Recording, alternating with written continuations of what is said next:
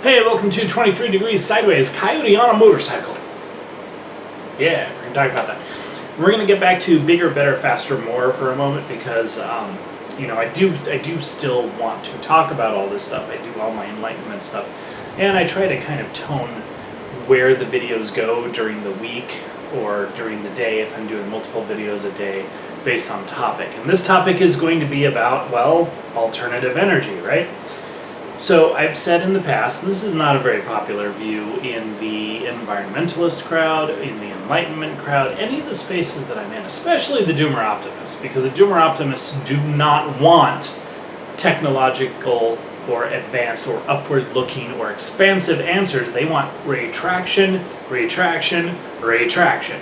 They just think that it's an optimistic retraction. Well, that's not how it works. If you want better, greener energy, better stuff, better, greener houses, if you want, to get rid of car pollution and stuff, you have to do the bigger, better, faster, more. You don't have to pick all of these at once, but you have to pick a couple of them. Okay? Bigger, better, faster, more, and sometimes cheaper. So if you build a truck and it's bigger, like it's an F-250, and it's better, like it does everything, and it's faster, and it's more, like it did more range, more power, more, and it's electric, it's a no-brainer. Like, no one cares about rolling coal or whatever it is they do to put black smoke out of their pipes. If you've got something that's really better, right? Cooler, awesomer, bigger, better, faster, more, BBFM. I say that all the time, BBFM. So there was a motorcycle that came out recently, and it's in recent history, past couple of years. Company was called Ultra, and they developed their first market entry was a motocross bike, a dirt bike, motorcycle, dirt bike, electric. And they actually, so here's the funny thing, they did their engineering so well, and they got everything. There's a lot of details about traction and control and weight and balance and stuff that goes into how vehicles and tires interact with roads, mud, dirt, water, all sorts of stuff. So they built this bike, right?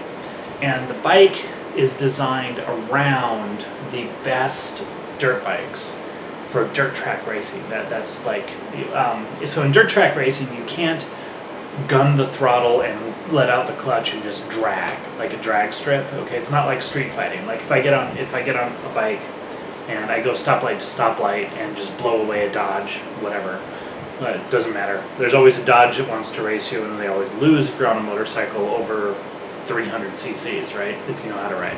But say you get on a Nighthawk 750, not even a muscle bike, right? Or Magna or whatever, which is a little bit more of a muscle cruiser. Okay. And you're street fighting, you're stoplight, right? That's full throttle, let it out. Dirt racing is not the same. You're actually controlling your throttle. You really have your throttle in most of the time. In fact, you're going to replace all of your clutch plates and your bottom end of your motorcycle constantly, almost as much as you're going to replace the top end when you burn out the engine, the heads and stuff. Because of that constant feathering throttle and everything you're doing.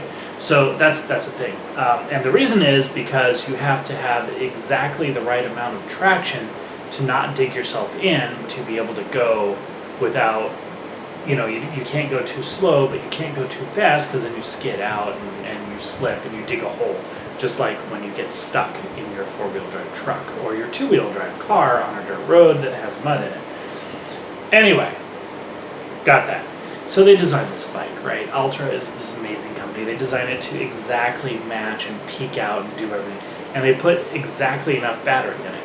They figure out that if you do this, the way electric motors work is so much of an advantage over the way autocycle gasoline engines work, that they can do it. They don't need new batteries. They don't need anything. They can use off-the-shelf batteries and just build this thing. And they do, and it's awesome, and it's amazing.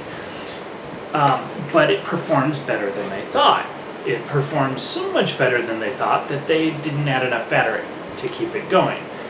They actually it actually got 25% more functional performance because of the way it was built than a top-of-the-line dirt track racing gasoline motorcycle. So they're applying 25% more energy usefully, and they didn't build enough battery to... Yeah, anyway, they fixed it. Fine. First year, like literally first year this motorcycle's out, it's in the semifinals for everything. It's starting line for a bunch of dirt track races. It's like, it's doing as well as race teams that have been working on designing bikes for 15, 20 years. Absolutely phenomenal. Okay, well, along comes Harley Davidson. Harley Davidson has decided that they're going to release an electric bike, and it's a total flop because they had hired a bunch of fucking idiots to design something that really isn't anything. It doesn't do anything well. It's not a sport bike. It's not powerful enough to be a sport bike, but it's designed more like a sport bike. It's not a UJM, which is still a market. You have to attract people back to the UJM, Universal Japanese Motorcycle, the old classic Nighthawk CB350s, all the banana seat bikes, where you can take them and you can commute at 70 miles to the gallon on a 1978 Kawasaki. We've been getting good mileage for a long time. But they're just basic motorcycles, right? They're not sport track motorcycles, they're not touring motorcycles, they're not cruisers. Well, Harley basically builds a low-end UJM, and they try to make it as a sport bike, and they do a really fucked up job on every aspect of the design. It is... They made worse than a Stone Age design with a bunch of advanced technology. It was really horrible. So they're failing miserably, right? They get beat for... so they've got a $30,000 bike that does what a $6,000 motorcycle would normally do. They get beat out on the market within the first couple of months of their release by Japanese and Korean and Chinese motorcycles. I don't think the Japanese were actually that cheap, but or that fast. But anyway, definitely by a bunch of electric motorcycle builders who are offering bikes for, instead of $30,000, $20,000, $15,000 that do the same thing as the Livewire. Well, Harley's kind of pissed off, and they're doing this thing, and they need their market share, and the way Harley gets market share in general is to fuck over everybody else until there's no other choice, and then do some clever marketing. Just 1980s when they got special tariffs on Japanese motorcycles because the Japanese motorcycles were so much better than Harley's. Harley was about to go under and die. So Harley plays a bunch of fuck games financially with Ultra, and basically drives them out of business, just puts them completely out of business. It wasn't even intelligently done. It's just that Ultra didn't have any real businessmen or real COO. They didn't have a real finance person in their company, so they fell for a bunch of the stupid tricks, and they didn't have a good legal team, so they didn't build in their protections. Whatever it is, Harley took them out of the market. They were supposed to be building a better street. They had 3 or 4 street bikes with the same performance, the same engineering idea that you can do more with less. You get bigger, or you don't get bigger. You get better, faster, and more with smaller. Okay, for a reasonable price. Still not going to be as cheap as a, KTR. Or a basic $6,000 to $8,000 or $10,000 motorcycle. It's still going to be $15,000, $20,000 bikes. But people buy those.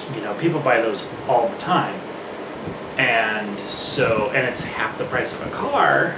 And in a lot of the world's market, a motorcycle is not an accessory. It can be a core unit of utility and transportation. In America, they're mostly toys. There are people who are exceptions to that. And I'm thinking that I might become one of those people again, because, man, cars suck. So much easier to move around on a bike. Anyway, Harley Davidson once again just throws it completely, a wrench in the works Not the first time they've done this. It's not the first time American vehicle manufacturing has done this.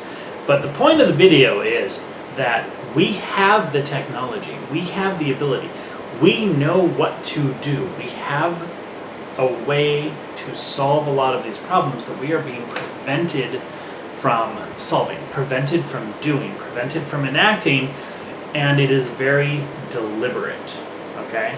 When people say, oh, electric cars have all these faults, all these problems, all this stuff that won't work, most of that is actually a direct result of regulation that is designed to try to make electric cars fail. Even while the companies, the big three, the big companies like all the Volvos and the BMWs and the Fords and everyone starts to get into the electric vehicle market, they're doing it in the shittiest way possible, in large part because of the regulations that they are partly responsible for, because a lot of them are anti-competitive regulations. It's a different model. If you were to build something more equivalent to the Can-Am Spyder or the other one, Crossbow, in electric, you could do wonders. You could do absolutely wondrous things, but you can't build a car that's that light. You literally cannot build a car that is light anymore. And so you don't get bigger, better, faster, more because of regulation. And that is basically the message of the video, is that we are technologically 50 to 75% above where we think we are. We are just being held back and restricted, and it's deliberate. And stick that in your hat. Stay sideways.